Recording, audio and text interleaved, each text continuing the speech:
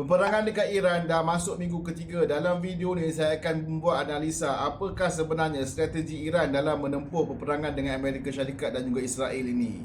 Respons Iran terhadap serangan yang dilakukan oleh Amerika Syarikat dan Israel ke atas negara dia basically resolve on satu central argument, iaitu deterrence ataupun pencegahan.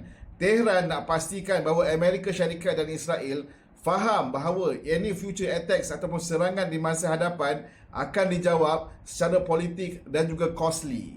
Iranian leaders often argue bahawa setiap perbincangan yang berlaku di masa lalu dengan Amerika Syarikat tidak menjanjikan mereka bebas daripada sebarang konfrontasi.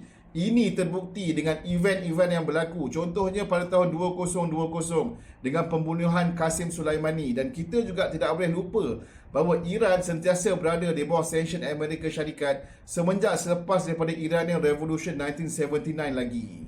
Pengalaman-pengalaman lalu Amerika Syarikat ini telah membentuk satu pola fikir bahawa setiap perbincangan dengan Amerika Syarikat mesti digaranti security dengan power, bukan hanya setakat diplomasi. Dalam peperangan yang berlaku sekarang, Iran menggunakan dua strategi yang utama, iaitu satu, militeri ataupun ketenteraan, dan nombor dua adalah ekonomi. Di bawah ketenteraan, Iran melakukan serangan ke atas aset-aset penting Amerika Syarikat dan juga Israel dekat Gulf region, dan mereka juga menyerang negara-negara yang host US base di negara mereka. Dan di bawah ekonomi pula, diorang menggunakan kelebihan penguasaan diorang terhadap Selat Hormuz untuk mengawal kapal keluar masuk yang menggunakan selat tersebut. Kedua-dua strategi yang digunakan oleh Iran ini akan membuatkan Amerika Syarikat dan Israel tidak senang duduk. Mana taknya sebelum ini ada laporan yang mengatakan bahawa Amerika Syarikat perlu membelanjakan $891 juta setiap hari untuk meneruskan peperangan ini.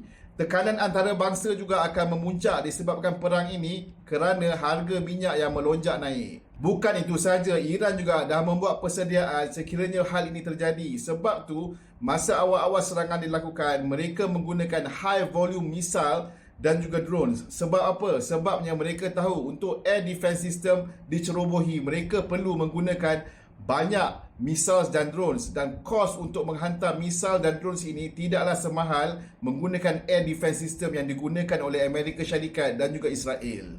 Aero Missile Defense System ataupun Patriot Missile Defense System menelan belanja sebanyak ratusan ribu mahupun juta only for single launch. Akan tetapi serangan yang digunakan oleh Iran ini tidaklah menelan belanja sebanyak itu. Iran yang boleh sustain dengan gradual pressure dalam peperangan ini boleh prolong the conflict, memberi tekanan leadership kepada Amerika Syarikat dan juga Israel, serta mengelakkan large scale escalation. Jadi, sekiranya peperangan ini berterusan, ia boleh menimbulkan konflik dalaman buat Amerika Syarikat dan juga Israel. Mana taknya ekonomi tidak stabil, rakyat akan mula memberontak dan juga political divisions akan deepens.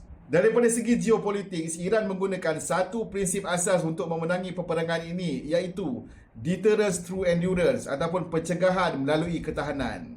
Kalau korang suka konten macam ni, jangan lupa klik like, subscribe dan juga share.